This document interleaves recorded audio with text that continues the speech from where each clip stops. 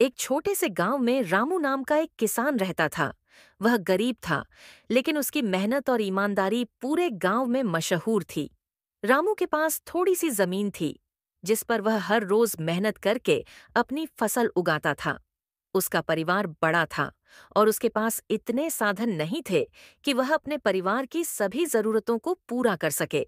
लेकिन फिर भी उसने कभी किसी से मदद नहीं मांगी और अपनी मेहनत पर ही विश्वास किया। हर साल रामू अपनी फसल की अच्छी देखभाल करता और जब फसल कटती तो उसे बाजार में बेचने जाता। एक साल बारिश न होने के कारण उसकी फसल अच्छी नहीं हो पाई। रामू बहुत चिंतित था, क्योंकि इस साल की फसल ही उसके परिवार के लिए मुख्य सहारा थी। उसने सोचा कि अब क्या होगा, कैसे उसका परिवार इस कठिन समय का सामना करेगा। एक दिन गांव में एक सेठ आया।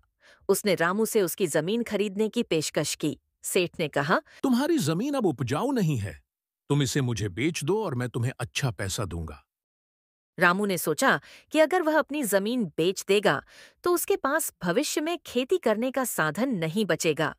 उसने सेठ की पेशकश को विनम्रता से मना कर दिया। रामू ने ठान लिया कि वह हार नहीं मानेगा। उसने और मेहनत करनी शुरू की और भगवान से प्रार्थना की। उसने अपनी जमीन को बेहतर बनाने के लिए नए तरीकों का इस्तेमाल किया और दिन रात काम करने लगा। धीरे धीरे उसकी जमीन फिर से उपजाऊ हो गई और अगली फसल पहले से कहीं बेहतर हुई। अब रामू की मेहनत का फल उसे मिल चुका था। रामू की ईमानदारी और मेहनत से उसकी फसल पूरे गांव में प्रसिद्ध हो गई। गांव के लोग उसकी तारीफ करने लगे और उससे प्रेरणा लेने लगे। वह समझ चुका था कि कठिनाइयों के समय में धैर्य, मेहनत और ईमानदारी ही सबसे बड़ा सहारा होता है।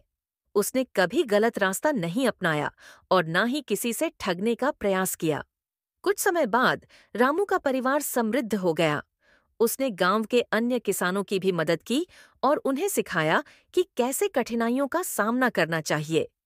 रामू की कहानी से यह संदेश मिलता है कि चाहे परिस्थिति कैसी भी हो, मेहनत और ईमानदारी का फल जरूर मिलता है। इंसान को कभी हार नहीं माननी चाहिए और हमेशा अपने कर्तव्यों को पूरा करने में लगा रहना चाहिए।